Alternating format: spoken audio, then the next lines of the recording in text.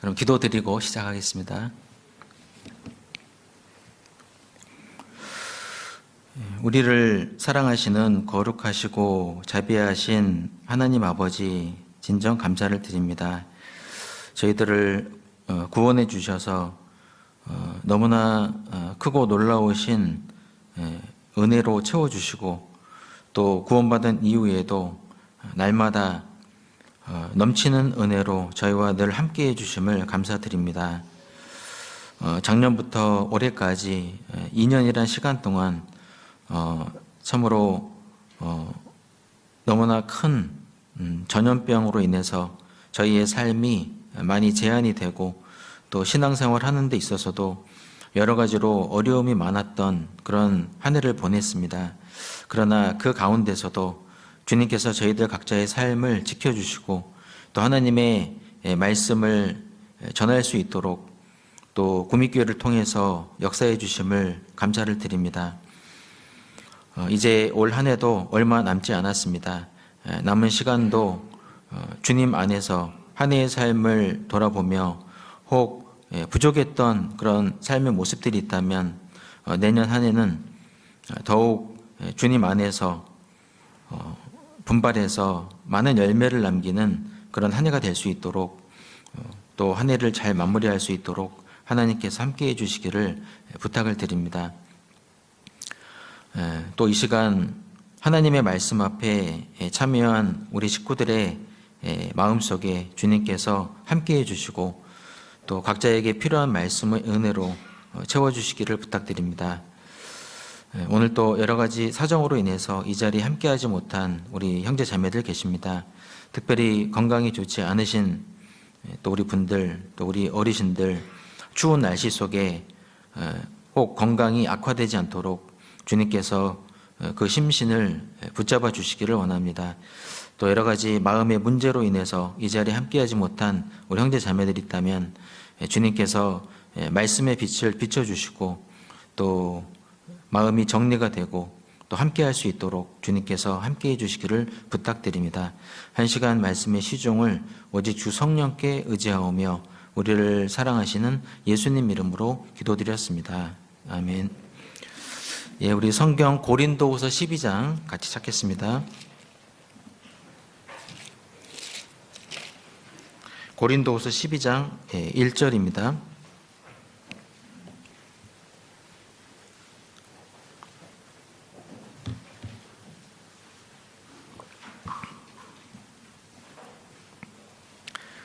고린도후서 12장 1절부터 10절까지 말씀인데요. 말씀이 좀 기니까 우리 형제님들 한 절, 자매님들 한 절 이렇게 교독하고 마지막 10절은 다 같이 읽도록 하겠습니다. 그럼 먼저 우리 형제님들부터 1절 먼저 같이 읽겠습니다. 무익하나마 내가 부득불 자랑하노니 주의 환상과 계시를 말하리라.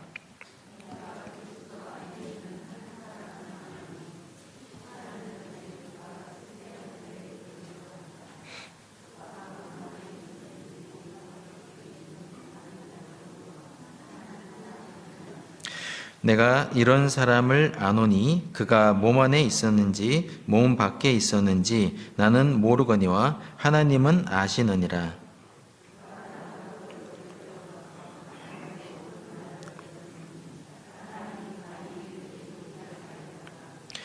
내가 이런 사람을 위하여 자랑하겠으나 나를 위하여는 약한 것들 외에 자랑치 아니하리라.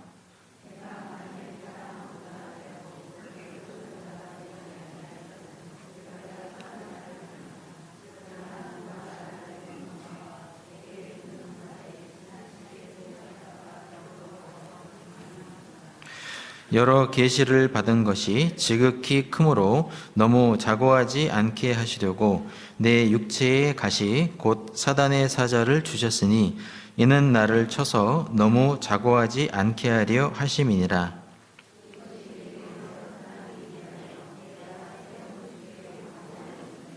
내게 이르시기를 내 은혜가 내게 족하도다. 이는 내 능력이 약한 데서 온전하여 짐이라 하신지라. 이러므로 도리어 크게 기뻐함으로 나의 여러 약한 것들에 대하여 자랑하리니 이는 그리스도의 능력으로 내게 머물게 하려 함이라. 같이 읽겠습니다. 그러므로 내가 그리스도를 위하여 약한 것들과 능력과 궁핍과 핍박과 곤란을 기뻐하노니 이는 내가 약할 그때에 곧 강함이니라. 오늘 담임 목사님께서는 합천교회 주일 설교를 가셨습니다. 그리고 한 달 전부터 저에게 이제 오늘 마지막 고별 설교를 하라고 이렇게 말씀을 하셨습니다. 그래서 한 달 내내 어떤 설교를 해야 될지 기도하면서 고민을 많이 해보았습니다. 성경에 나오는 신앙의 위인들의 이 마지막 말과 설교를 보면은 그 사람의 생애가 담겨 있고, 그리고 하나님의 은혜에 대한 감사함으로 마지막까지 사랑의 권면을 하고 있습니다.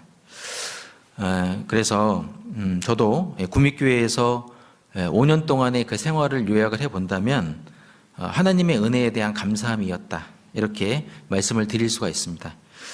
하나님의 은혜가 있었기 때문에 교회 일을 감당할 수가 있었고, 또 하나님께서 그때그때마다 때를 따라 도와주시는 은혜가 있었습니다. 그래서 하나님의 긍휼하심이 있었기 때문에 제가 5년 동안 구미에서 생활을 잘 마칠 수가 있었습니다. 방금 읽었던 이 본문의 사도 바울은 육신적으로 참으로 자랑할 것이 많은 그런 사람이었습니다. 가말리엘 문화 최고의 가문에서 태어났고, 또 어렸을 때부터 철저한 그 유대 율법주의 교육을 받고 자랐고, 또 로마 시민권까지 갖고 있었습니다. 또 이 본문 말씀처럼 천국의 모습까지도 본 사람이 바로 사도 바울입니다. 하지만 바울에게는 육신의 질병이 있었습니다. 대부분의 학자들이 눈의 질환이 있었을 것이다, 안질 같은 것이 있었을 거라고 이렇게 이제 추측을 합니다. 그래서 그것 때문에, 그 질병으로 인해서 복음을 전하는 데 많은 어려움이 있었기 때문에 이 바울은 하나님께 치료해 달라는 간구를 3번이나 했습니다. 하지만 하나님은 그 바울의 간구를 듣지 않으시고 오히려 뭐라고 말씀하셨냐면, 바로 9절의 말씀처럼 내 은혜가 내게 족하도다, 이렇게 말씀을 하셨어요. 하나님께서는 바울이 얼마든지 육신적으로 교만해질 수 있는 사람이었기 때문에, 그런 조건을 너무나 많이 갖추고 있었기 때문에 그를 일부러 낮추기 위해서 그렇게 하신 겁니다. 그래서 그 바울에게 있었던 육신의 질병은 오히려 불행이 아니고 하나님의 은혜였습니다.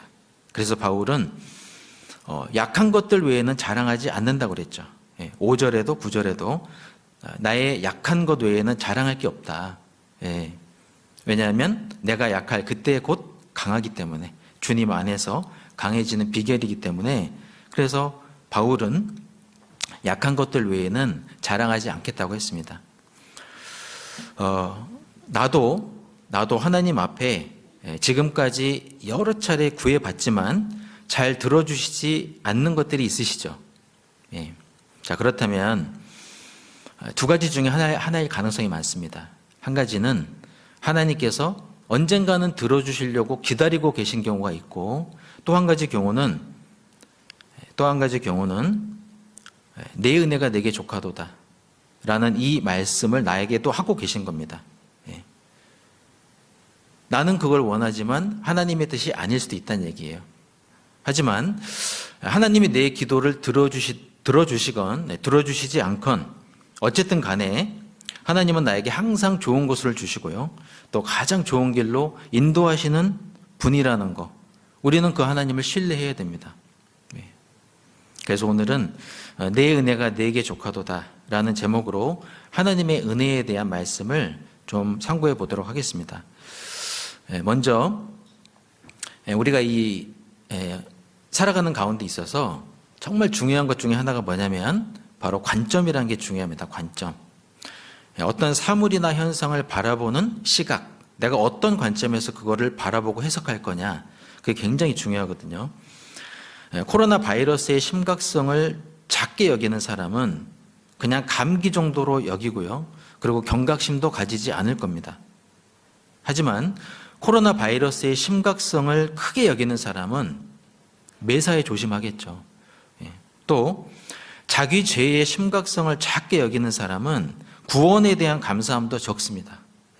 하지만 자기 죄를 크게 여기는 사람은 구원에 대한 감사함도 크거든요.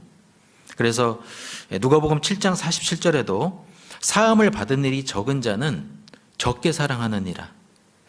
자기 죄가 큰 줄을 모르는 사람은 하나님께 받는 사랑도 감사함도 적을 수밖에 없다.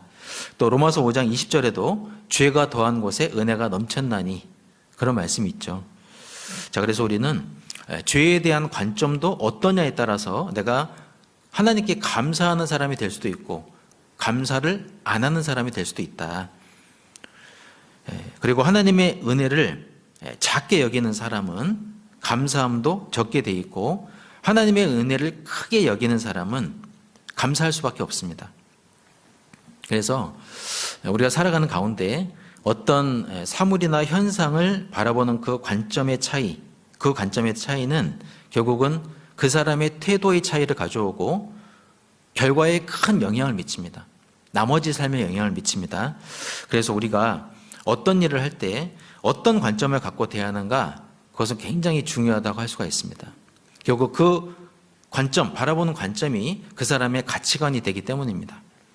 자, 그래서 이 오늘 말씀의 주제인 하나님의 은혜에 대해서도 우리가 어떤 관점으로, 어떤 시각으로 하나님의 은혜를 바라보고 받아들일 거냐, 그것이 굉장히 중요합니다. 우리 신앙생활에 미치는 영향이 굉장히 지대하다고 할 수가 있습니다. 그래서 하나님의 은혜의 특징을 먼저 한번 살펴보겠습니다. 하나님의 은혜의 특징. 하나님의 은혜의 특징을 한마디로 요약을 한다면 풍성한 은혜입니다. 넘치는 은혜입니다.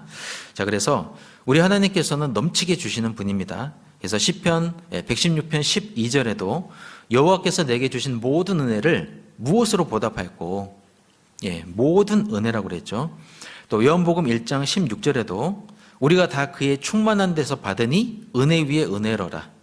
은혜 위에 또 주시는 은혜가 있고 그 위에 또 주시는 은혜가 있습니다. 신앙생활을 하는 가운데 우리는 날마다 하나님의 은혜를 경험합니다. 올 한 해도 각자의 삶 속에 하나님의 많은 은혜를 경험해 오셨죠. 넘치는 은혜가 있었죠.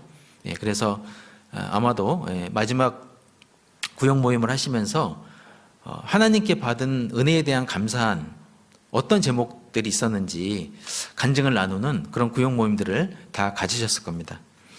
자, 그래서 하나님은 우리에게 넘치게 채워주시는 분이다. 우리가 믿는 하나님은 정말 크신 분입니다. 우주보다도 크신 하나님이세요. 그 크신 하나님은 무한한 사랑으로 우리에게 넘치게 주시는 분이죠. 우리가 이 전도집회 말씀을 들을 때도 정말 중요한 것이 하나가 있는데, 죄사함이라는 그 부분, 모든 죄를 사함받는 것과 거의 사함받는 것은 완전히 다릅니다. 구름과 해파리와 수박은 98%가 물로 되어 있습니다. 하지만은 구름과 해파리와 수박을 구분하는 것은 2% 차이 때문에, 그 2% 차이 때문에 완전 다른 존재가 되어버렸죠. 구름과 해파리와 수박이. 자, 그런 것처럼 속죄와 영원한 속죄는 너무나 다릅니다. 우리는 부분적으로 죄를 용서받은 게 아니라 영원히 죄를 용서받았잖아요. 모든 죄를 사함 받았잖아요. 그래서 천국에 갈 수 있죠. 영원한 천국에 갈 수 있죠. 자, 그런 것처럼 모든 죄를 사함 받는 것과 거의 사함 받는 건 완전히 다르다. 우리는 주님께 모든 죄를 사함 받았습니다. 영원한 속죄를 받았어요. 그것이 우리가 처음 받은 넘치는 은혜였죠. 성경 속에는 주님께 넘치는 은혜를 받고 귀하게 쓰임 받은 일꾼들이 많이 있었습니다. 성경 속에 능력 있는 삶을 살았던 그 인물들의 공통점은 뭐였냐면 하나님께 먼저 풍성히 받았기 때문입니다. 먼저 받고 받은 은혜를 힘입어서 힘있게 살았던 겁니다. 그래서 우리도 교회 일을 할 때 내가 뭘 막 하려고 하는 게 그게 좀 위험할 수가 있습니다. 그게 아니라 먼저 받아야 돼요. 주님께 넘치는 은혜를 받고, 그리고 그 은혜 안에서 감사한 마음으로 일하는 게 맞거든요. 자, 그래서 구약 시대 때는 다윗이라는 분이 그랬죠. 그래서 시편 23편에 보면은 여호와는 나의 목자시니 내가 부족함이 없으리로다. 또 내 잔이 넘치나이다. 나의 평생의 선하심과 인자하심이 정녕 나를 따르리니. 그래서 다윗은 내 잔이 넘치나이다. 하나님께서 다윗에게 넘치는 은혜를 주셨기 때문에 정말 귀하게 쓰임을 받았던 겁니다. 또 신약 시대 때는 바울 사도가 그랬습니다. 디모데전서 1장 14절에 보면 우리 주의 은혜가 넘치도록 풍성하였도다. 또 고린도서 11장 23절에도 보면 이런 말씀이 있습니다. 내가 수고를 넘치도록 하고. 그래서 바울은 주의 은혜가 자신의 삶 속에 넘쳤기 때문에 그 넘치는 은혜에 감사한 마음으로 그 매를 맞아가면서 춥고 배고프면서 생명의 위협을 받으면서까지 수고를 넘치도록 했던 겁니다. 자, 그래서 우리도 정말 내가 주님을 위해서 살고 싶은 마음들이 다 있으시죠? 누구나 다 있으실 거예요. 그렇다면은 다윗과 같이, 바울과 같이 먼저 하나님의 풍성한 은혜를 우리는 사모하고 경험해야 된다. 하나님의 은혜가 먼저 있어야 됩니다. 자, 그래서 우리가 하나님의 은혜를 크게 여겨야 됩니다. 하나님의 은혜를 우리 바라보는 우리의 합당한 관점은 하나님의 은혜를 결코 작게 헛되이 여기면 안 된다는 거죠.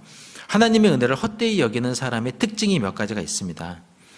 고린도후서 6장 1절 한번 먼저 찾아보겠습니다. 고린도후서 6장 1절.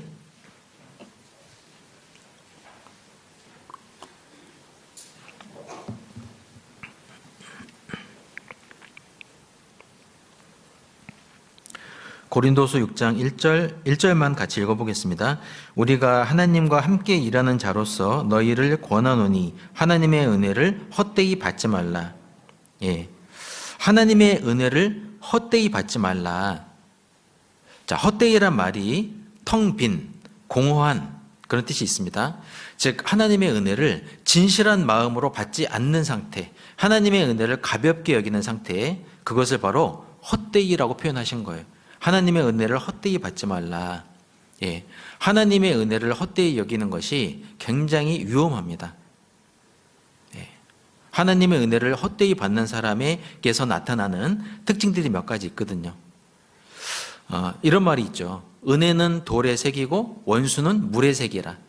세상에도 그런 말이 있습니다. 자, 성경에도 뭐라고 하셨냐면 히브리서 13장 9절에 마음은 은혜로 굳게 함이 아름답고 우리의 마음을 하나님의 은혜 안에서 더 굳어지게 해라.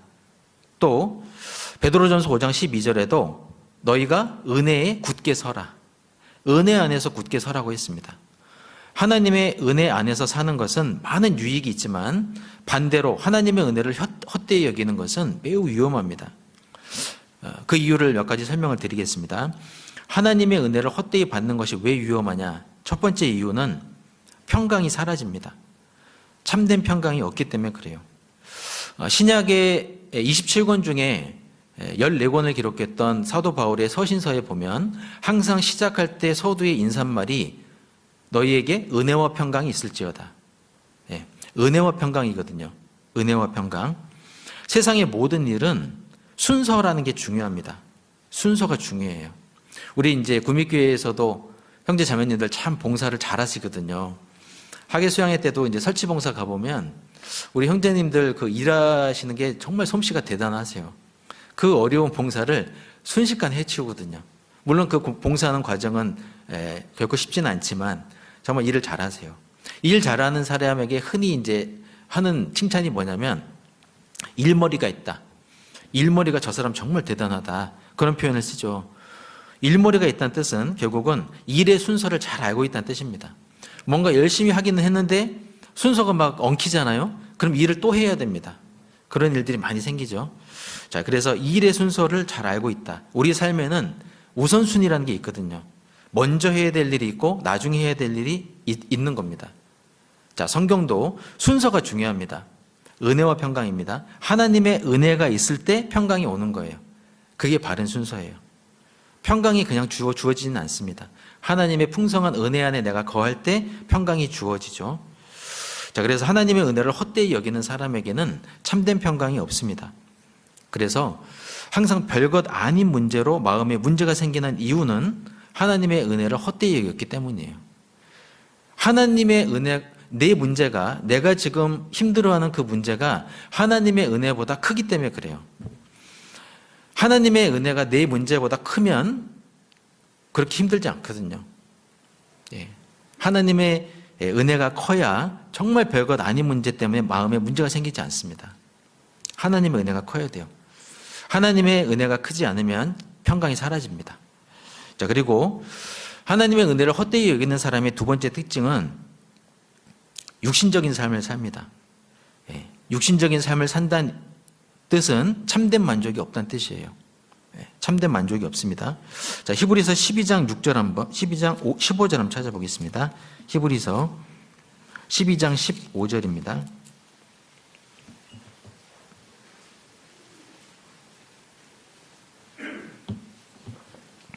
히브리서 12장 15절, 16절인데요. 제가 읽어드리겠습니다. 너희는 돌아보아 하나님의 은혜에 이르지 못하는 자가 있는가 두려워하고 또 쓴뿌리가 나서 괴롭게 하고 많은 사람이 이로 말미암아 더러움을 입을까 두려워하고 음행하는 자와 혹 한 그릇 식물을 위하여 장자의 명분을 판 에서와 같이 망령된 자가 있을까 두려워하라. 예. 여기 보면 음행하는 자, 16절에 음행하는 자라고 표현하고 있습니다. 또 야고보서 4장 4절에는 간음하는 여자들이여, 간음으로 표현을 했거든요. 그래서 세상의 그 일시적인 어떤 달콤함, 쾌락을 하나님보다 더 사랑하는 상태, 그것이 바로 음행이고 간음입니다. 영적인 음행, 영적인 간음. 그래서 이 성경에서는 에서와 같은 자, 자기 식욕 때문에 하나님의 은혜를 마다한 장자의 명분을 팔아버린 에서를 망령된 자다, 이렇게 표현을 하고 있습니다. 그리스도인이 왜 주님의 풍성한 은혜를 깨닫지 못하는가? 그 이유는 에서와 같이 하나님이 주신 그 은혜를 자신의 육신의 요구 때문에 그 가치를 모르기 때문이에요. 하나님이 주신 은혜의 가치를 모르기 때문에. 그러니까 관점이 잘못되어 있는 거죠. 대한민국에 약 100만 명가량의 사람들이 도박이든 알코올이든 경마든 무엇인가에 아주 심각한 수준에 중독돼 있답니다. 100만 명 이상의 사람들이 옳지 않은 것에 중독돼 있어요. 그리스도인도 왜 주님의 풍성한 은혜를 깨닫지 못하냐, 다른 데 빠져서 사냐, 그 이유는 다른 무엇인가에 빠져서 사는 이유는 에서와 같이 세상 것으로 만족하기 있기 때문입니다. 하나님의 은혜를 작게 여기는 사람은 육신에 빠져서 살게 되어 있거든요. 육신적인 것으로 대리 만족을 하면서 살게 되어 있거든요. 자, 그래서 하나님은 고린도후서 3장 5절에 우리에게 이렇게 말씀하시죠. 우리가 무엇이든지 우리에게서 난 것 같이 생각하여 스스로 만족할 것이 아니니 우리의 만족은 오직 하나님께로서 났느니라. 예. 자, 그래서 우리는 하나님으로만 만족하고 사는 그런 겸손한 자가 되어야 됩니다. 하나님은 겸손한 자에게 은혜를, 더 풍성한 은혜를 내려주시죠. 예.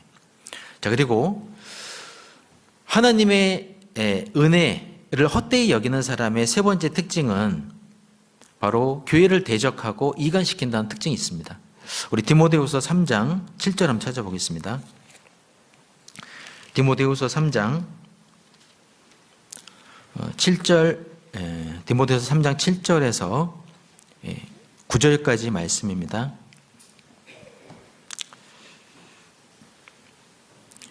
제가 읽어드리겠습니다. 항상 배우나 마침내 진리의 지식에 이룰 수 없느니라. 얀네와 얀브레가 모세를 대적한 것 같이 저희도 진리를 대적하니 이 사람들은 그 마음이 부패한 자요 믿음에 과연하여는 버리운 자들이라. 그러나 저희가 더 나가지 못할 것은 저 두 사람의 된 것과 같이 저희 어리석음이 드러날 것임이라. 예. 성경에 보면 앞에서 일하는 하나님의 일꾼들을 대적했던 사람들이 많이 있습니다. 그런데 그 중에 모세를 대적했던 사람이 바로 얀네와 얌브레였어요. 예. 얀네와 얌브레. 얌브레라는 말 뜻이요, 대적자, 배교자, 그런 뜻이 있습니다. 이 두 사람은 출애굽 직전에 바로 앞에서, 바로 왕 앞에서 모세가 행한 그 이적을 흉내를 냈습니다. 그리고 모세와 아론을 대적했던 그런 애굽의 마술사들이었어요. 얀네와 얌브레. 성경은 이 사람들을 대적자라고 간주를 하고 있습니다.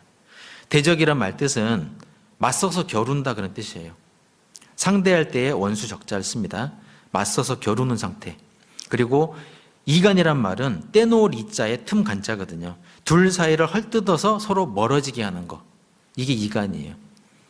대적과 이간. 자, 역사적으로 이 하나님의 일꾼에 대한 대적자들이 많았는데 이 얀네와 얌브레는 모세를 대적했던 사람이다. 자, 그런데 사도 바울도 다메섹 도상에서 예수님을 만나기 전까지는 복음의 회방자였고 핍박자였고 대적자였어요. 바울도 그랬습니다. 그런데 왜 바울이 그랬을까? 그 이유가 성경에 나오죠. 디모데전서 1장 한번 찾아보겠습니다. 디모데전서 1장 12절입니다. 디모데전서 1장 12절부터 14절까지 같이 읽어보겠습니다.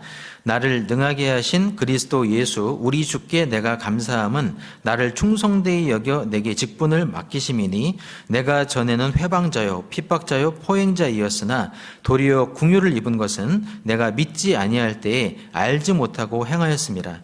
우리 주의 은혜가 그리스도 예수 안에 있는 믿음과 사랑과 함께 넘치도록 풍성하였도다. 네.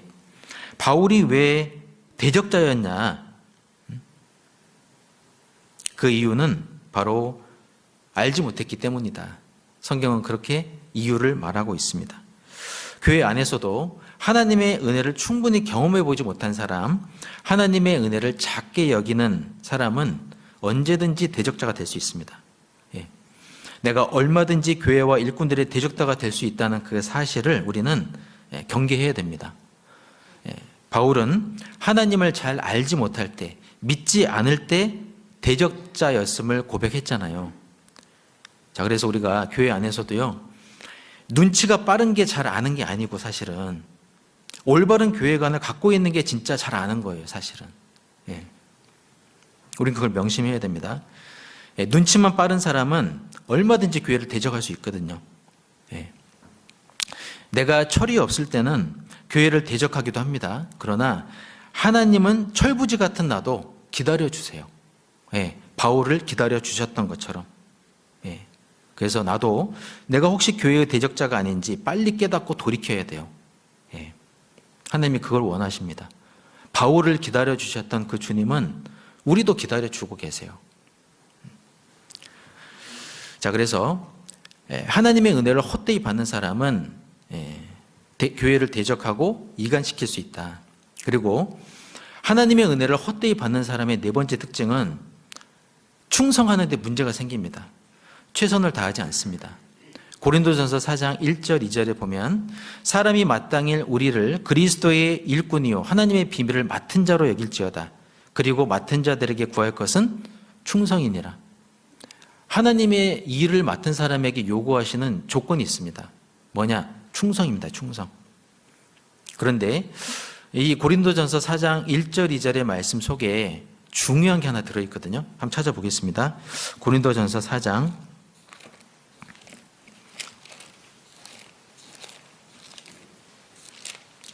고린도전서 4장 1절입니다.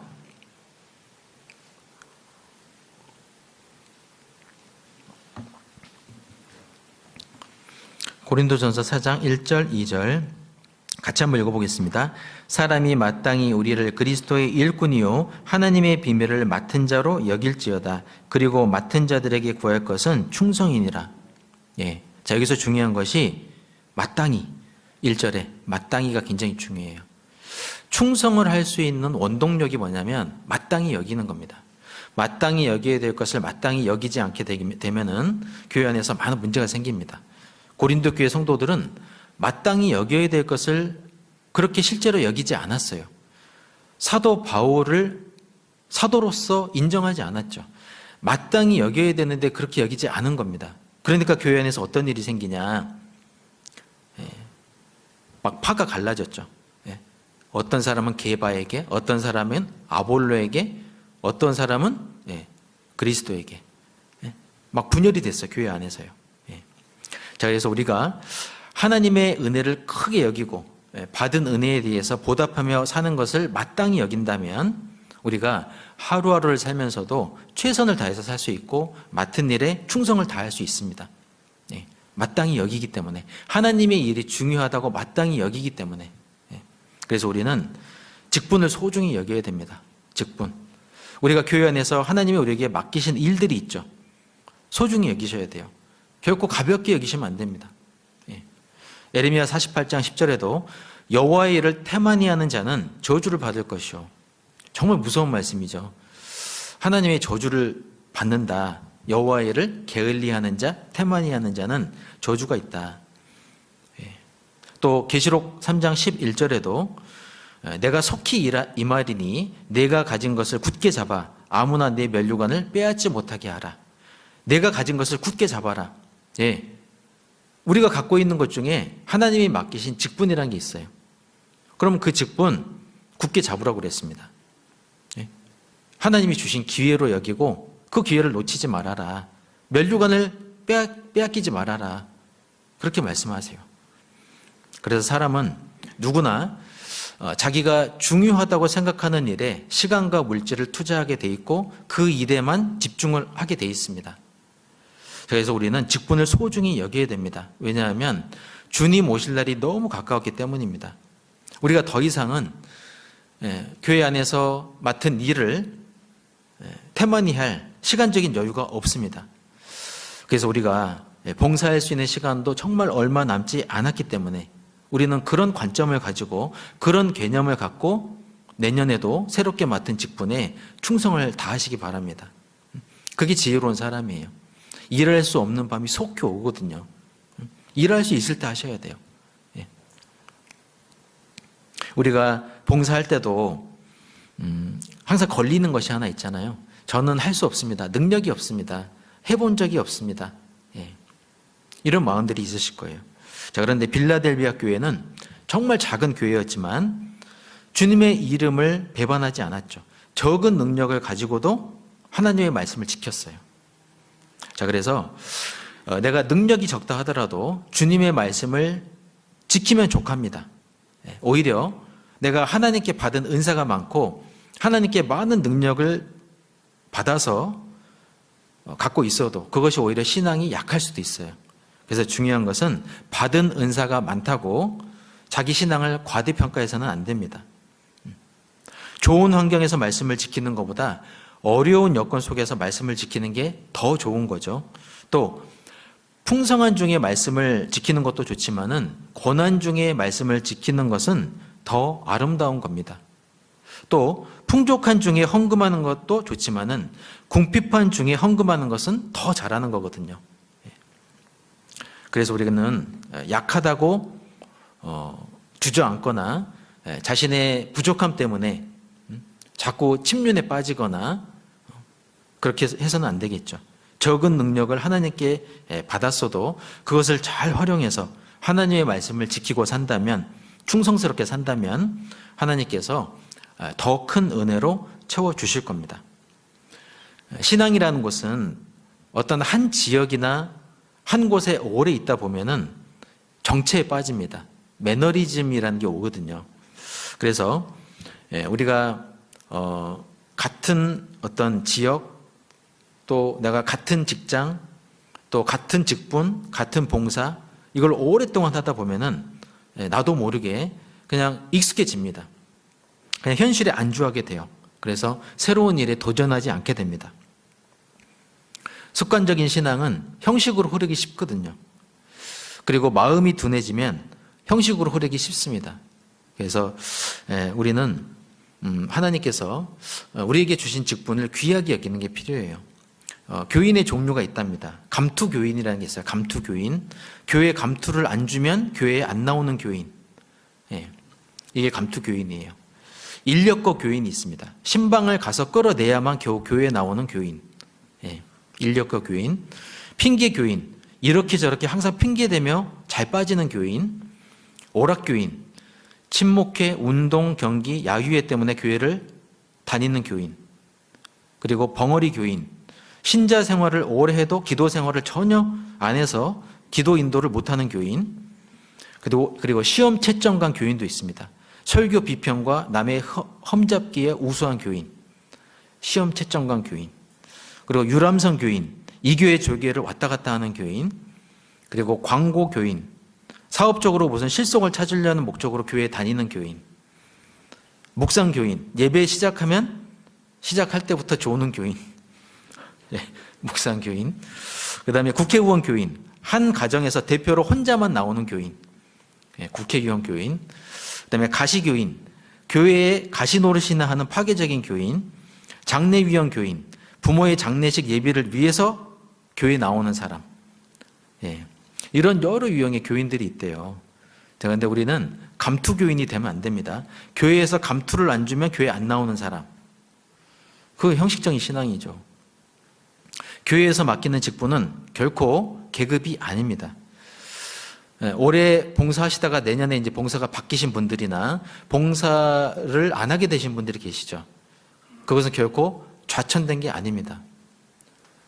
우리는 이제 회사 생활할 때는 인사발령에 의해서 진급 시험에서 떨어지거나 진급이 안 되거나 또는 연봉이 삭감되거나 그러면 이제 안 좋게 생각하죠. 좌천됐다고 생각하죠. 그러나 교회에서의 직분은 그런 게 아닙니다. 교회에서의 직분은 역할의 차이일 뿐이에요. 역할의 차이만 있을 뿐입니다. 내년에 새롭게 맡게 된 그 직분에 우리는 그래서 감사해야 돼요. 내가 어떤 직분을 맡게 됐든지 간에 자기 위치를 잘 지키고 충성을 다하시기 바랍니다. 자, 그리고 하나님의 은혜를 크게 여기는 사람, 은혜로 사는 사람에게서 나오는 태도. 은혜로 사는 사람은 어떻게 살아야 되냐? 이제 그게 중요하겠죠. 첫 번째로 하나님의 은혜를 크게 여기는 사람은 감사하면서 삽니다. 감사하면서 살아요.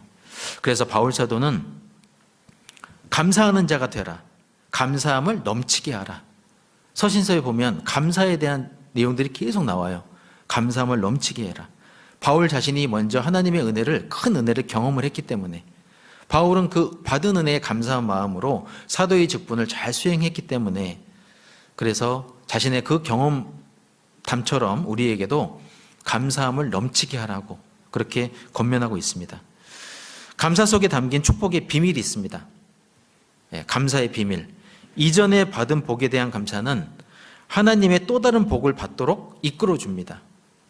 감사가 있어야 돼요. 감사하는 삶을 통해서 신앙의 열매를 맺을 수가 있습니다. 감사를 넘치게 해야 신앙생활이 건강해집니다. 감사를 넘치게 하려면 어떻게 하면 되냐? 이렇게 해야 됩니다. 골로새서 2장 7절. 골로새서 2장 7절입니다.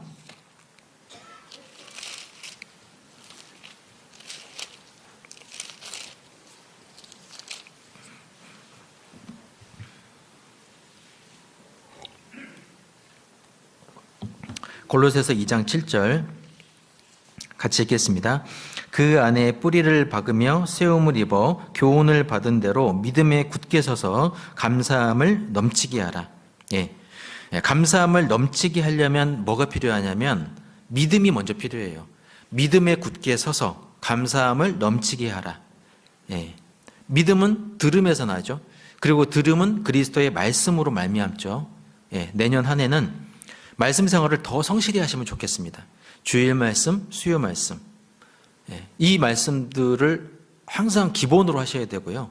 그리고 내가 속해 있는 회별, 부세별, 구역별, 우리 모임 때마다 말씀 있잖아요. 그러면 그 말씀을 듣는 생활을 정상적으로 하셔야 돼요. 코로나가 이제는 더 이상 핑계가 되면 안 됩니다. 언제까지 핑계를 계속 대실 겁니까? 이제 나오셔야 돼요. 그리고 들으셔야 돼요.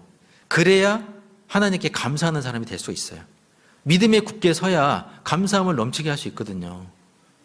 그런데 말씀 없이 내가 어떻게 하나님께 감사하며 살 수 있겠습니까? 믿음에 굳게 서서. 자, 그래서 올 한 해도 주님이 베풀어 주신 그 은혜로 우리가 살아왔습니다.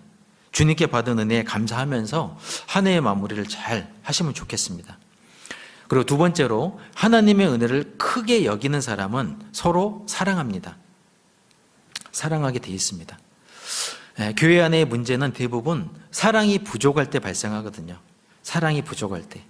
그래서 주님은 우리에게 이렇게 권면하시죠.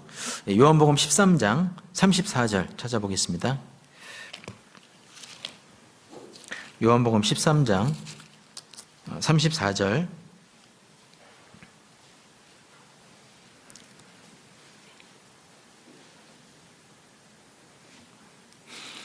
요한복음 13장 34절 35절 같이 읽겠습니다. 새 계명을 너희에게 주노니 서로 사랑하라. 내가 너희를 사랑한 것 같이 너희도 서로 사랑하라. 너희가 서로 사랑하면 이로써 모든 사람이 너희가 내 제자인 줄 알리라. 예. 자, 이 말씀 굉장히 중요한 말씀입니다. 주님은 우리에게 대한 그 크신 사랑을 십자가에서 먼저 보여주셨습니다. 온 몸을 바쳐서. 사람이 친구를 위하여 자기 목숨을 버리면 이에서 더 큰 사랑이 없나니, 그 말씀처럼 우리 주님께서는 지옥에 향해 가고 있는 나를 위해서 십자가에서 큰 희생을 치르셨어요. 먼저 사랑을 보여주셨습니다. 그리고 주님의 그 크신 사랑을 경험한 구원받은 형제 자매들에게 요구하시는 게 있어요. 서로 사랑하라. 내가 너희를 사랑한 것 같이 너희도 서로 사랑하라. 하나님의 은혜를 크게 여기는 사람은 형제 자매를 사랑할 수 있습니다.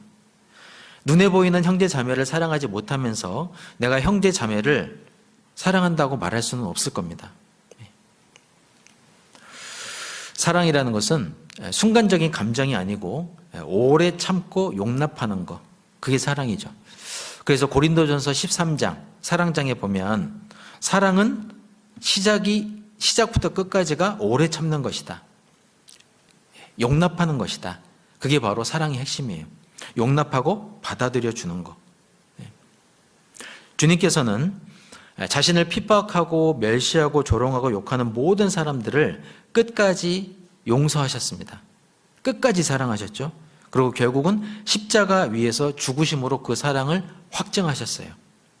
그러나 나의 육신은 나에게 상처를 주었거나 손해를 입힌 사람에게 즉시 이에는 이, 눈에는 눈. 우리 육신은 아직 그게 남아있거든요. 예? 교회 안에서도. 우리 안에 마귀는 계속 충동질을 해요. 너를 힘들게 한 그 형제 자매, 너 그냥 놔두면 안 된다. 너도 미워해. 너도 문제 삼아라. 마귀는 계속 충동질합니다. 예. 우리 육신에 아직 남아있기 때문에. 하지만 예수님은 반복적으로 용서하는 삶을 가르치셨죠. 형제가 죄를 범하거든 몇 번이나 용서해야 됩니까? 라는 질문을 받았을 때 예수님께서는 70번씩 7번이라도 용서하라고. 그게 꼭 490번일까요? 아닙니다. 70번씩 7번이라는 말은 상징적인 표현이죠. 끝까지 용서해라. 그게 진정한 사랑이다. 일상생활 속에, 우리의 삶 속에 용서하는 생활을 습관화할 것을 말씀하신 거예요. 영국의 그 유명한 기독교 사상가인 C.S. 루이스가 이런 말을 했습니다. 그리스도인이 된다는 것은 용서할 수 없는 죄를 용서한다는 것이다. 용서할 수 없는 죄도 용서하는 게 그리스도인이다. 이는 하나님이 우리의 용서할 수 없는 죄를 이미 용서하셨기 때문이다. 이런 말을 했거든요. 그럼 우리도 형제 자매 앞에서 내가 그 자매는 용서 못해. 그 형제는 용서 못해. 그런 표현이 맞지 않겠죠. 우리도 용서 못할 죄를 받았으면서 왜 형제 자매가 나한테 잘못한 것은 용서 못한다고 할까? 맞지 않겠죠. 자, 그래서 우리는 다윗의 이 말을 마음에 새길 필요가 있습니다. 시편 141편 5절 한번 찾아보겠습니다.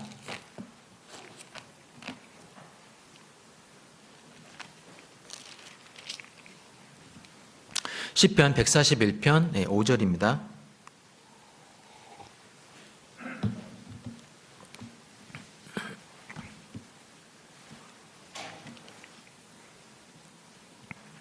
예, 5절 말씀만 같이 읽어보겠습니다.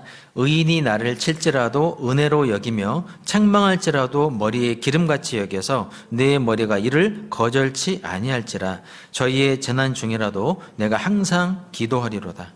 예. 의인이 나를 칠지라도 이런 상황이 생길 수 있다는 거예요. 이런 상황이 생길 수 있다는 것을 예산에 포함시키고 신앙생활 해라. 형제 자매를 통해서 상처를 받을 수도 있어요. 마음 아픈 일이 생길 수도 있습니다. 얼마든지. 그게 이상한 게 아니거든요. 의인이 나를 칠지라도 그 다음이 중요하죠. 은혜로 여기며 은혜로 여기셔야 돼요. 마음에 내가 아직도 품고 있다면 진정으로 용서한 상태가 아닌 겁니다. 내가 용서하지 않으면 하나님도 내 마음의 자유를 결코 허락하지 않으십니다. 내가 용서하지 않는 한 내 양심은 내가 용서하지 못한 그분에게 항상 매이게 돼 있어요. 항상 그분이 부담스럽습니다. 그분을 대할 때. 내가 용서할 때 하나님도 내 양심의 자유를, 진정한 자유를 허락해 주신다는 것. 우린 그거를 기억해야 됩니다. 용서라는 것은 하나님의 명령입니다. 내 현재의 감정과 상관없이 순종해야 돼요. 용서하라고 했으면 마음 중심으로부터도 남겨두시면 안 돼요. 진짜 용서하셔야 됩니다. 그럴 때 우리 마음속에 진정한 자유가 주어집니다. 요셉은 정말 용서할 수 없는 사람들을 용서하신 분이죠. 자신을 판 그 형들. 요셉은 용서했거든요. 요셉이 얼마나 고난이 많았습니까? 그 보디발의 집에서 감옥에서 무려 13년. 자기 인생의 상당히 긴 시간을 13년이라는 시간을 감옥에 있었어요. 감옥에. 그런데 그 이유가 자기 형들 때문이었거든요. 그런데 요셉은 그 형들을 용서했습니다. 우리는 억울한 일과 또 오해와 미움을 받아가면서 사실 예수님을 진정으로 알아가는 겁니다. 요셉이 그러했던 것처럼. 구약시대 때 가장 예수님을 닮은 모형이 누구냐? 요셉이거든요. 요셉은 예수님 정도는 아니어도 예수님처럼 고난이 많은 사람이었고 특히 사람들로부터 당한 고난이 많았고 그 가운데 진정으로 예수님을 알아갔거든요. 자기 인격과 신앙이 성숙해질수록 우리는 계속 고난을 통해 배워가야 됩니다. 마태복음 5장 7절에 보면 이런 말씀이 있습니다. 긍휼히 여기는 자는 복이 있나니 저희가 긍휼히 여김을 받을 것이요. 자, 여기서도 순서가 중요합니다. 성경은 순서가 중요하다고 그랬죠. 긍휼히 여김을 받는 게 먼저가 아니고요. 긍휼히 여기는 게 먼저예요. 긍휼히 여기는 자는 복이 있나니 저희가 긍휼히 여김을 받을 것이요. 이게 올바른 순서입니다. 또 로마서 12장 8절에도 긍휼을 베푸는 자는 즐거움으로 할 것이니라. 즐거운 마음으로, 억지로가 아니라 즐거움으로 긍휼을 베풀어라. 그렇게 말씀하고 계세요. 긍휼이라는 것은 같은 마음으로 함께 고통을 느끼는 상태. 그게 긍휼이거든요. 그래서 하나님의 은혜를 크게 여기는 자는 그 사람에게서 긍휼이 나오게 돼 있어요. 하나님의 은혜가 큰 사람은 긍휼이 나옵니다. 그분에게서. 먼저 긍휼히 여기는 사람이 돼요. 형제 자매들을 긍휼히 여깁니다. 아들을 생각하는 어머니처럼. 그리고 거꾸로 하나님의 긍휼히 여김을 받아요. 그분은 또. 먼저 긍휼히 여겼기 때문에. 그게 올바른 순서입니다. 미국의 역대 대통령 중에서 미국 사람들에게 가장 존경받는 사람 1위가 바로 링컨 대통령이죠. 링컨 대통령의 그 마음이 바로 긍휼의 마음이 있었어요. 링컨은 항상 고민을 했답니다. 내가 저 불쌍한 사람들, 흑인들 막 상품처럼 노예시장에서 팔려나가는 저 흑인들을 바라보면서 내가 저 자리에 있었다면 나는 어떤 대접을 받고 싶었을까? 늘 그걸 고민했대요. 링컨은. 누가 시키지도 않았는데. 그런 게 이제 긍휼의 마음이죠. 그 긍휼의 마음이 바탕이 돼서 결국은 링컨은 그 혼란한 시대에 미국을 평화롭게 잘 다스릴 수 있었던 겁니다. 또 세 번째로 하나님의 은혜를 크게 여기는 사람에게서 나오는 삶은 서로 섬깁니다. 섬겨요. 섬김의 정확한 의미는 수고와 희생입니다. 수고와 희생. 마가복음 10장 43절 한번 찾아보겠습니다. 마가복음 10장 43절입니다.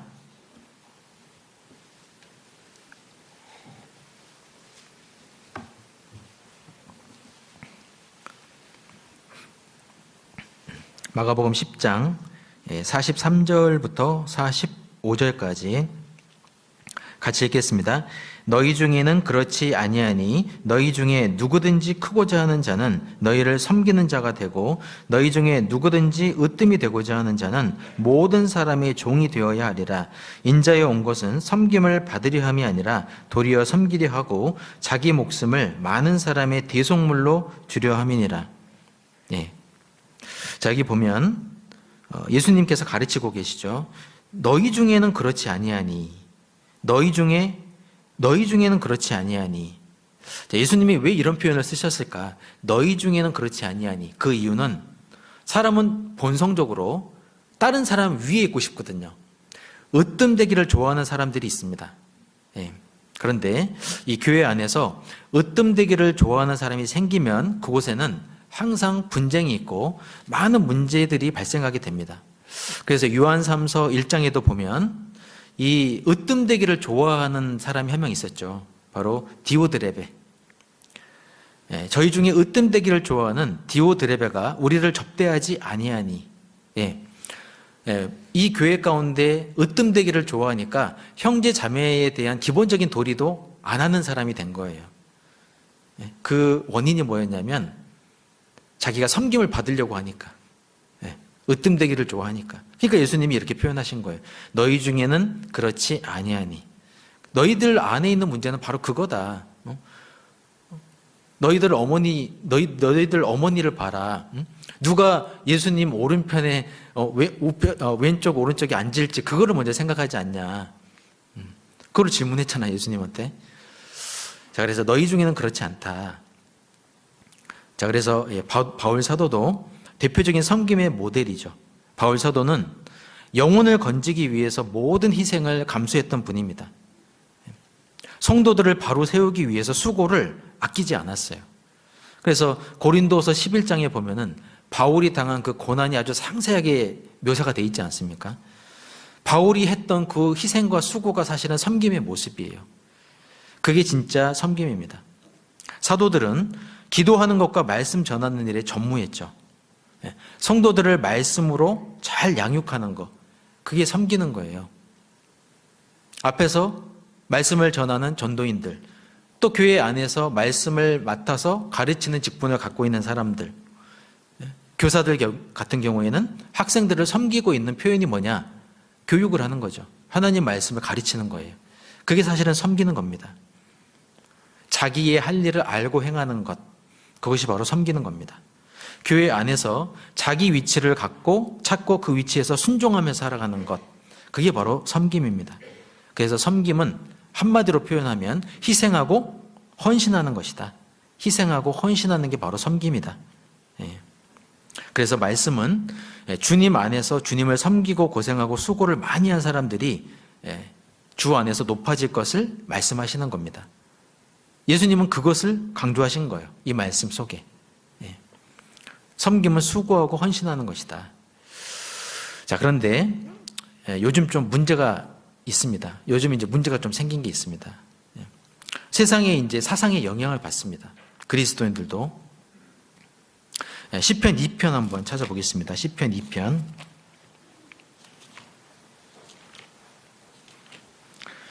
시편 2편 1절입니다.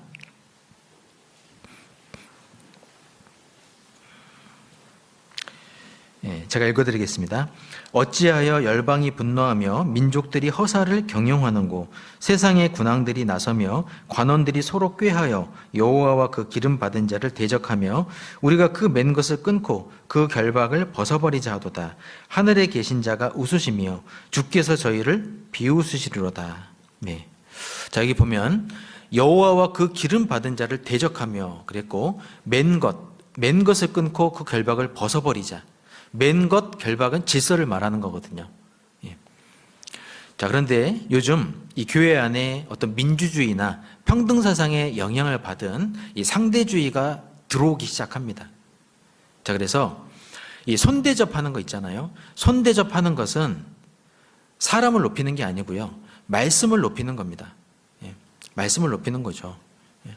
그런데 마치 그것이 뭐 특별 대우를 받는 것처럼 생각을 하고 불평등하다고 생각하는 경우가 있는 것 같아요. 그런데 섬김은 특별 대우를 받는 게 아니고요. 오히려 희생하는 겁니다. 희생하는 거. 그리고 성도로서의 합당한 예절을 갖추는 겁니다. 그게 섬김이에요. 기본적인 예의란 뜻이죠. 자, 그래서 그냥 식사 한 끼 때우는 게 아닙니다. 교회 안에서 직분이라는 것은 어떤 군림하는 걸 말하는 게 아니라 섬기는 직분이에요. 섬기는 직분. 수고와 희생입니다. 그래서 우리는 하나님을 경외하는 마음으로 또 앞에서 일하는 일꾼들에 대한 섬김도 하는 게 맞다는 거죠. 하나님의 은혜를 헛되이 여기지 않는 사람, 하나님의 은혜를 크게 여기는 사람은 성도 섬김을 잘하는 사람이 될 수가 있어요. 그래서 이 바른 섬김의 자세가 있습니다. 로마서 1장 9절에 보면 내 심령으로 섬기는 하나님이 나의 증인이 되시거니와. 어떤 섬김이 잘하는 섬김이냐. 우리가 주님을 섬길 때 냉랭한 마음, 또 형식적인 마음을 멀리해야 되는 것처럼 형식적인 섬김은 지양해야 됩니다. 우리는 주님께 하는 것처럼 마음과 심령으로 섬겨야 돼요. 마음이 들어가지 않기 때문에 반드시 그 섬김은 형식적인 섬김으로 그치게 돼 있습니다. 그래서 우리는 섬길 수 있는 어떤 기회가 주어졌을 때 그거를 기회로 바라보는 관점을 갖고 있어야 됩니다. 섬김을 기회로 여길 수 있는 그런 관점과 시각을 갖고 있어야 돼요. 주님과 교회 그리고 성도, 불신자들을 섬기라고 주신 기회라고 여긴다면 마음을 다해서 심령으로 섬길 수가 있게 됩니다. 그리고 바른 섬김의 자세는 생색을 내지 않습니다. 당연히 해야 될 것을 했다라고 생각을 하게 돼 있어요. 그게 자기 신앙의 유익이 됩니다. 명한대로 하였다고 종에게 살해하겠느냐? 그렇죠? 종이 할 일은 당연히 할 일을 한 거거든요. 우리는 무익한 종이라, 우리의 하여야 할 일을 한 것뿐이라. 그런 마음을 갖고 있을 때 내가 하는 섬김도 형식적인 섬김이 아니라 내 신앙의 유익이 될 수가 있습니다. 성경은 분명히 말씀을 하시죠. 히브리서 13장 1절에 형제 사랑하기를 계속하고 손님 대접하기를 잊지 말라. 또 로마서 12장 13절에도 손 대접하기를 힘쓰라. 베드로전서 4장 9절에도 서로 대접하기를 원망 없이 해라. 그래서 이 손 대접에 대해서 성경은 굉장히 많이 강조를 하십니다. 형제 사랑하기를 계속해라.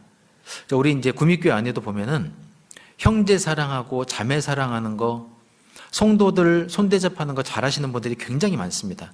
제가 이제 구미교회에 와서 보고 형제 자매님들이 그래도 이렇게 주어진 자신의 어떤 분량의 범위 내에서 섬기려고 하시구나, 그런 마음을 느꼈거든요. 자, 그래서 형제 사랑하기를 계속해라. 손님 대접하기를 잊지 않는 좋은 방법은 형제 사랑하기를 계속하는 겁니다. 손님 대접은 헬라어로 필록세니아스라는 단어인데 나그네를 사랑하는 것을 의미해요. 나그네를 사랑하는 거. 또 잊지 말라. 잊지 말라는 말은 말씀을 한번 찾아봐야 되겠네요. 히브리서 13장 1절 한번 찾아보겠습니다. 히브리서 13장 1절입니다.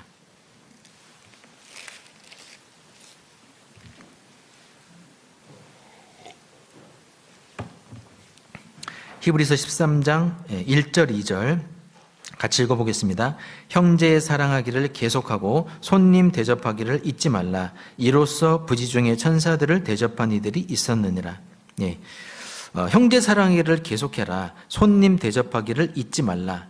그래서 이 손님 대접이라는 원어의 뜻이 나그네를 사랑하는 거, 그리고 잊지 말라는 이 의미는 소홀히 하지 말라, 무관심하지 말라, 그런 뜻이에요.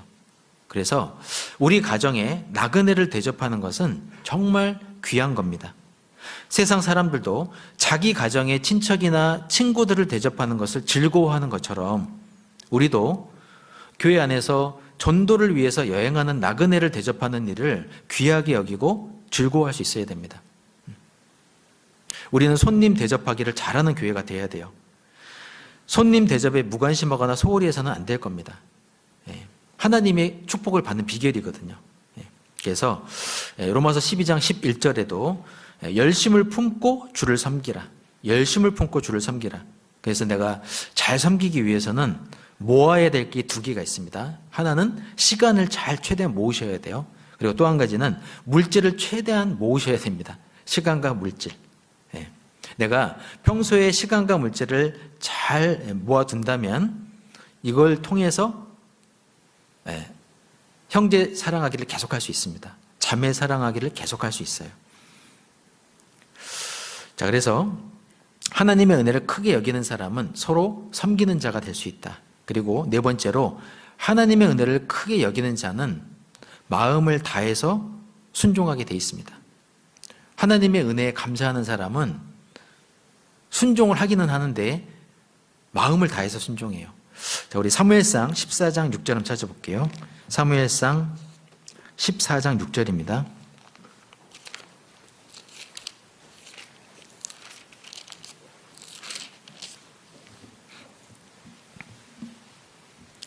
사무엘상 14장 6절 7절입니다.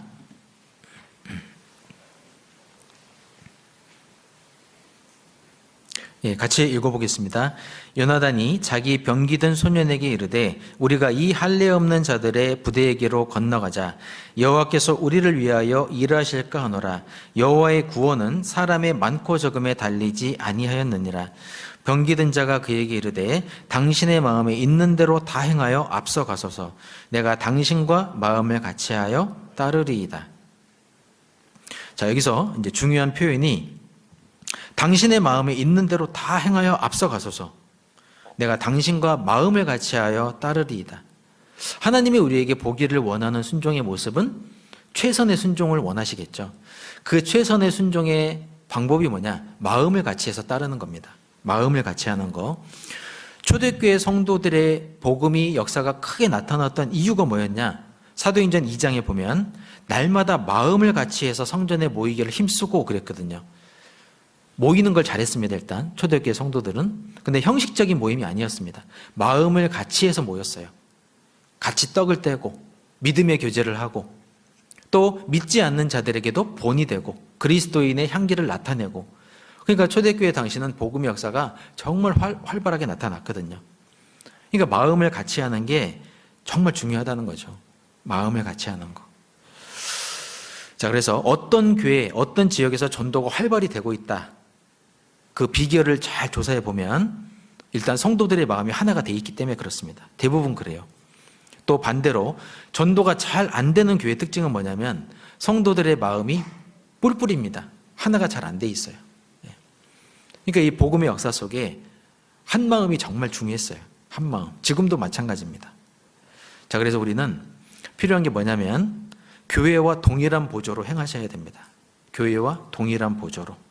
전도인과 동일한 보조로. 고린도서 12장 18절에 보면 우리가 동일한 성령으로 행하지 아니하더냐, 동일한 보조로 하지 아니하더냐. 동일한 성령, 동일한 보조. 2인 삼각 해보셨죠? 2인 삼각 할 때 이길 수 있는 비결이 뭐냐면 박자를 잘 맞춰야 돼요. 하나 둘 하나 둘 하나 둘. 그런데 두 사람이 이제 마음이 하나가 안 돼 있잖아요. 그러면 이제 엇박자 나죠. 그러면 이길 수가 없습니다. 박자가 중요해요. 자, 그런 것처럼 신앙생활 할 때도 동일한 보조가 중요합니다. 앞에 있는 전도인과 동일한 보조, 우리 구역장님과 동일한 보조, 우리 식구들과 동일한 보조, 이렇게 가야 돼요. 동일한 보조로 가기 위해서는 어떻게 해야 되냐? 고린도전서 1장 10절에 보면 이런 말씀이 있습니다. 다 같은 말을 하고 너희 가운데 분쟁이 없이 같은 마음과 같은 뜻으로 온전히 합하라. 예, 온전히 합하라고 그랬어요. 그러니까 동일한 보조와 온전히 합한다는 것은 같은 의미라고 할 수 있습니다. 온전히 합하는 비결이 뭐냐? 세 가지입니다. 같은 말, 예, 같은 마음, 같은 뜻. 이 세 가지가 다 갖춰져야 돼요. 그래야지만 온전히 합할 수 있고요. 동일한 보조로 갈 수가 있습니다. 우리는 이미 한 피를 받았죠. 예수님의 피로 한 성령을 받아서 한 몸을 이룬 우리 구미교회 지체들이시잖아요. 그렇다면 반드시 교회와 동일한 스텝으로, 동일한 보조로 행해야 됩니다.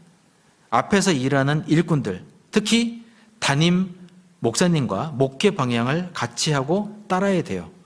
자, 그러기 위해서는요, 다양한 노력들이 필요합니다. 삶을 일단 함께 해야 됩니다. 그리고 주어진 일이 있을 때는 책임을 끝까지 완수하려고 해야 돼요. 주어진 일에 대한 책임 완수가 필요해요.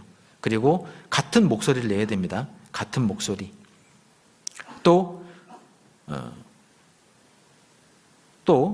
서로 좋아하는 음식이 있죠. 좋아하는 음식들이 있습니다. 그러면 식사도 같이 할 수 있어야 돼요. 그런 게 다 동일한 보조로 행하는 방법입니다. 온전히 합하는 방법이죠.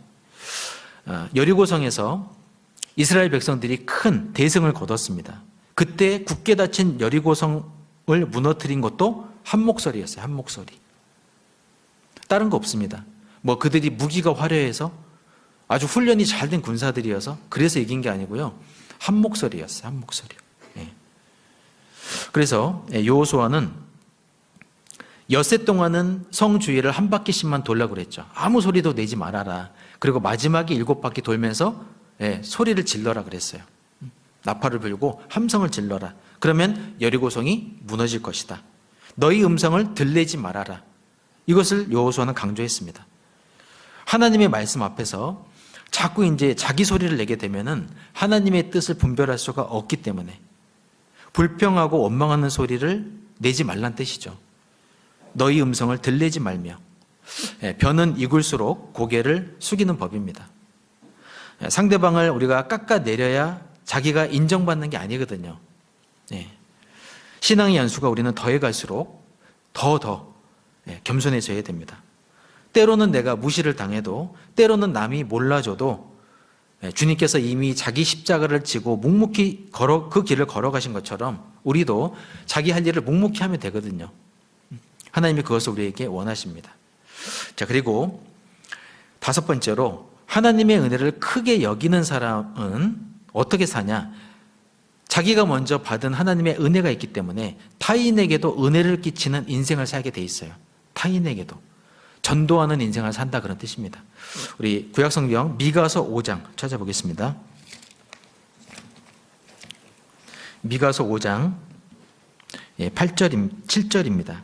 구약성경 1295페이지 미가서 5장 7절입니다. 미가서 5장 7절.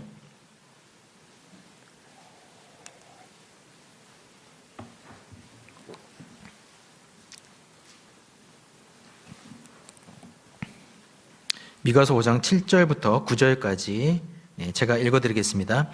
야곱의 남은 자는 많은 백성 중에 있으리니 그들은 여호와에게로서 내리는 이슬 같고 풀 위에 내리는 단비 같아서 사람을 기다리지 아니하며 인생을 기다리지 아니할 것이며 야곱의 남은 자는 열국 중과 여러 백성 중에 있으리니 그들은 수풀의 짐승 중에 사자 같고 양떼 중에 젊은 사자 같아서 만일 지나간즉 밟고 찢으리니 능히 구원할 자가 없을 것이라. 내 손이 내 대적 위에 들려서 내 모든 원수를 진멸하기를 바라노라. 여기 보면 야곱의 남은 자라고 했죠.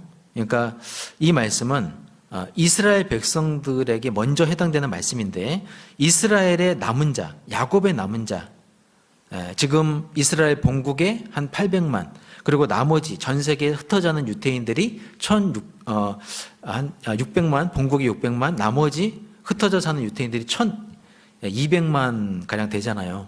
그러니까 이 야곱의 남은 자는 결국 본국이 아닌 타국 땅에 사는 유대인들을 말하는 겁니다. 한 200만 가량 되는 그 유대인들을 말하는 겁니다. 그들의 특징을 여기에 기록하고 있는 겁니다. 그들은 뭐라고 그랬습니까? 이슬과 같다고 그랬죠. 이슬. 성경에서 이슬은 하나님의 은혜를 나타내거든요. 그러니까 이스라엘 백성들은 하나님께 선택받은 선민이죠. 하나님을 증거하는 백성이죠. 실제로 하나님의 말씀에 순종할 때는 어떤 민족도 누려보지 못한 엄청난 복을 받았습니다. 지금 그렇잖아요. 이스라엘이 완벽하게 좀 회복이 됐습니다. 그 은혜를 누리고 있어요. 그 은혜를 받은 유대인들 어떻게 사냐? 사람을 기다리지 않고 인생을 기다리지 않는다고 했어요. 곧 당당하게 산다는 겁니다. 아주 담대하게. 마치 수풀의 사자처럼, 양떼 중에 젊은 사자처럼 그렇게 산다. 그리고 그들을 이길 자가 없다. 실제로 이스라엘은 이제 예수님의 공중 재림 때 그리스도인들이 휴거되고 나서 이 땅에 7년 환란이 시작되잖아요. 그러면 그 7년 환란 중에 하나님의 은혜로 14만 4천 명이 구원을 받습니다. 민족적으로 구원을 받아요. 그게 계시록에 이미 예언돼 있죠. 자, 이것을 교회 시대와 관련해서 생각을 해보면 구원받은 사람이 바로 이슬과 같습니다. 구약시대 때는 유대인들, 하나님의 은혜를 받았던, 한없이 받았던 유대인들이 이슬이었다면, 이슬과 같은 존재였다면 신약시대에는 구원받은 우리 그리스도인이 이슬 같은 거예요. 이슬 같은 존재입니다. 구원받은 사람은 하나님께로부터 이미 은혜를 받고 있는 사람이기 때문에 그렇죠. 우리가 이슬과 같은 존재입니다. 자, 그래서 하나님께서는 이 하나님의 은혜 안에 사는 사람, 하나님의 은혜를 받고 사는 사람, 이 사람들을 통해서 원하시는 게 있죠. 바로 세상의 빛과 소금이 되기를 원하세요. 이 소망이 없는 세상 가운데 빛과 소금의 역할을 하기를 원하십니다.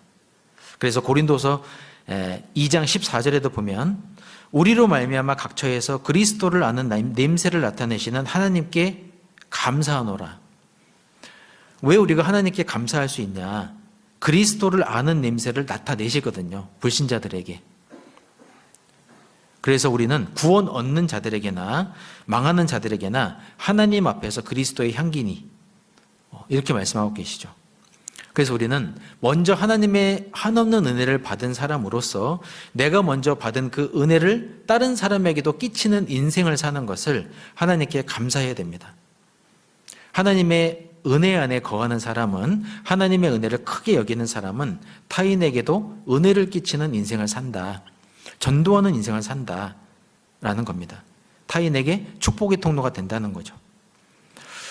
주님 오실 날이 가까웠는데 우리 주변에 아직 구원받지 못한 영혼들이 너무나 많습니다.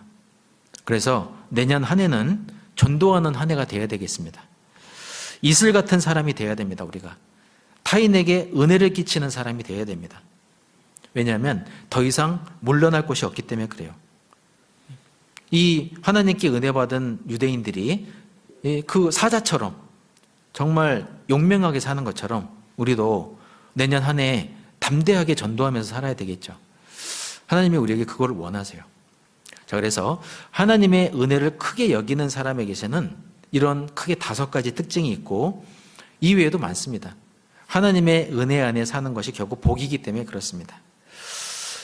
자, 우리 잠언 22장 1절 찾아보겠습니다.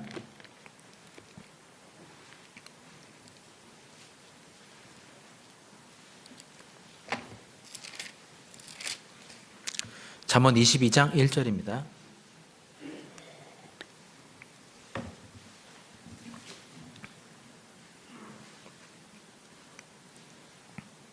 같이 읽겠습니다. 많은 재물보다 명예를 택할 것이요 은이나 금보다 은총을 더울 택할 것이니라. 예. 자, 많은 재물보다 명예를 택할 것이요. 자, 명예란 말은 그리스도인의 명예를 말하는 겁니다. 그리스도인의 명예. 어떤 세상적인 명예를 말하는 게 아니고요. 뭐 세상에서 세상 사람들은 국회의원도 돼보고 싶고 대통령도 돼보고 싶고 또 가수들은 정상에 한번 올라보고 싶고 세상 사람들은 인기나 명예에 자기의 어떤 목숨을 걸고 사는 사람들이 많거든요. 그런데 우리는 그리스도인으로서의 명예를 목숨처럼 여겨야 됩니다. 세상 사람들이 그렇게 명예, 그 육신적인 삶을 위해서도 명예를 목숨처럼 여기고 살잖아요. 그러면 우리는 영적인 삶을 위해서, 영혼을 위해서, 영생을 위해서, 보이지 않는 것을 위해서 명예를 걸고 살아야 돼요. 많은 재물보다 명예를 택할 것이요. 전도서 7장 1절에도 아름다운 이름이 보배로운 기름보다 낫고, 아름다운 이름, 그리스도인으로서의 명예, 그게 보배로운 기름보다 낫다고 그랬어요. 이 세상 물질보다 훨씬 가치 있는 거다. 그리스도인으로서의 명예를 지키고 사는 거. 하나님이 그것을 우리에게 원하시거든요. 자, 그래서 우리는 서로에게 명예스러운 이름이 되어야 하겠습니다. 명예스러운 이름. 교회는 말씀을 전하는 전도인에게 영원히 기억되는 교회, 그리고 다시 또 오고 싶은 교회가 돼야 돼요. 그게 서로에게 명예가 되는 거죠. 어떤 전도인이 오더라도 함께 마음을 모아서 일할 준비가 되어 있는 교회가 되어야 됩니다. 그게 명예로운 거예요. 또 전도인 입장에서는 교회에게 다시 만나고 싶은 전도인이 돼야 됩니다. 다시 만나고 싶은 전도인. 교회에게 어떤 인간적인 아쉬움, 인정이 아니라 선한 영향력을 끼쳐서 좋은 기억을 남기는 전도인이 돼야 돼요. 예. 전도인은 교회에게. 예. 그게 서로에 대한 명예죠. 예. 예. 저는 개인적으로 구미교회에 대한 좋은 기억만 가지고 갑니다. 왜냐하면 하나님께 받은 은혜와 사랑만, 하나님께 받은 은혜와 사랑이 너무 많기 때문에 그렇습니다. 그래서 지난 5년 동안 또 저와 저희 가정을 아껴주시고 기도해 주셔서 정말 감사드립니다. 이번에 이제 1월 1일부로 광주 송정교회로 가게 되었거든요. 그래서 사실 이제 구미에서는 3시간가량 걸리는 아주 먼 지역으로 가고, 또 경상도 지역과 서로 다른 특징을 갖고 있는, 성향을 갖고 있는 또 전라도라는 지역으로 가게 됐습니다. 그래서 이 광주 송정교회에 가서도 하나님이 맡기신 이 사역을 잘 감당할 수 있도록 기도해 주시면 좋겠습니다. 우리 잠언 31장 22절도 한번 찾아볼게요.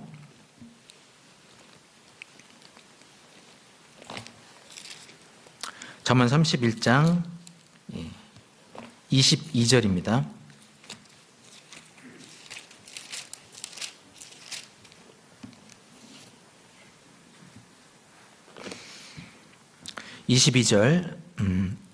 한 절만 같이 읽어보겠습니다. 그는 자기를 위하여 아름다운 방석을 지으며 세마포와 자색옷을 입으며. 잠언 31장에 나오는 현숙한 여인, 이 현숙한 여인은 우리가 본받을 점이 뭐냐? 참 많죠. 그런데 그 중에 아름다운 방석을 지으며 세마포와 자색옷을 입는다 그랬습니다. 아름다운 방석은 자기 위치를 말합니다. 자기 위치 지키는 거. 그리고 자색옷은 영광을 말합니다. 영광. 보통 이제 임금들이 옛날에 조선시대나 옛날에 이제 임금들이 입었던 그 왕복 중에, 또 이제 고관 대작들이 입었던 그 옷을 보면은 자색옷이 있잖아요. 자색옷. 이 자색옷이 굉장히 높은 지위를 나타내거든요. 영광을 나타냅니다. 그러니까 결국 우리에게 적용을 시킨다면 좋은 소식을 말하는 거예요. 주님 오시는 날까지 우리가 각자 위치에서 충성을 다하고 서로에게 좋은 소식을 계속 들려줄 수 있으면 좋겠습니다. 그게 서로에게 또 명의가 되는 거예요. 어떤 형제 자매님에 대한 소식을 물었습니다. 제가 구미께 전화해서 잘 살고 계시냐고. 그러면 교회 안에서 잘 살고 있다고. 이게 봉사도 열심히 하고 계시고 전도도 열심히 하고 계신다고. 그런 소식을 들으면 얼마나 좋을까요? 그죠? 저도 마찬가지입니다. 어떤 형제 자매님들께서 전도사님이 광주 송정교회 가셨는데 잘 지내고 계신지 잘 모르겠습니다. 잘 지내고 계신다고. 그런 소식을 들어야 되겠죠. 서로에게. 그게 서로에게 명예가 되는 거거든요. 고린도서 1장 14절에 보면 우리 주 예수의 날에 너희가 우리의 자랑이 되고 우리가 너희의 자랑이 되는 것이라. 지금은 우리가 교회 안에서 형제 자매들 때문에 때론 힘들 수도 있고, 예? 교회에서 어떤 진행되는 일 가운데 내가 따라가지 못해서 힘들 수도 있고, 여러 가지 이유 때문에 힘들 수 있습니다. 때론 원망이 될 수도 있습니다. 그러나 주님 오시는 날은 지금 옆에 앉아 계신 형제 자매님들이 내 자랑거리입니다. 자랑거리. 이분이 잘 살고 계시든 못 살고 계시든 자랑의 면류관이에요. 그럼 우리 서로 귀하게 여기셔야 돼요. 좀 어색하지만 우리 옆에 계신 형제 자매님들께 덕담 한마디 해드릴까요? 당신은 나의 자랑입니다. 같이 하겠습니다. 당신은 나의 자랑입니다.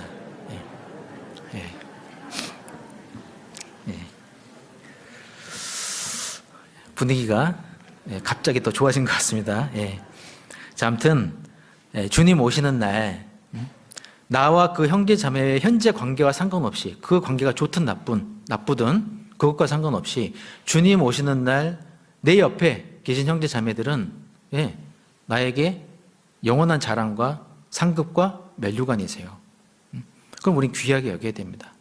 형제 자매를 귀하게 여기고 교회를 귀하게 여기셔야 됩니다. 히브리서 11장의 믿음의 사람들은 다 끝이 좋았죠.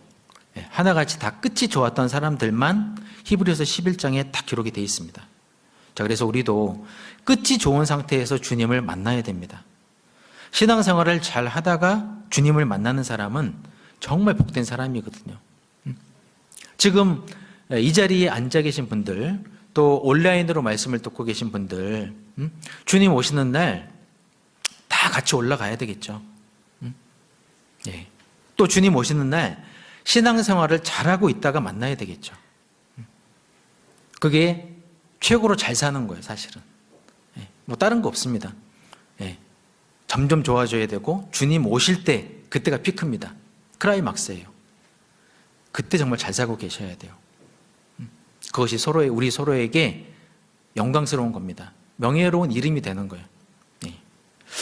자, 그래서 오늘 내 은혜가 내게 족하도다, 이 주제로 말씀을 잠깐 나눠보았습니다. 사실 제가 새로운 내용을 말씀드린 건 아니고 그동안에 구미교에서 5년 동안 있으면서 형제 자매님들과 함께 교제했던 내용들입니다.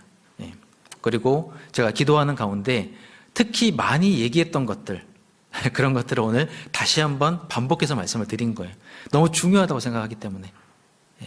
자, 그래서 아무튼 주님 오시는 날까지 열심히 사시다가 또 다시 만나면 좋겠습니다. 그럼 기도하고 마치겠습니다.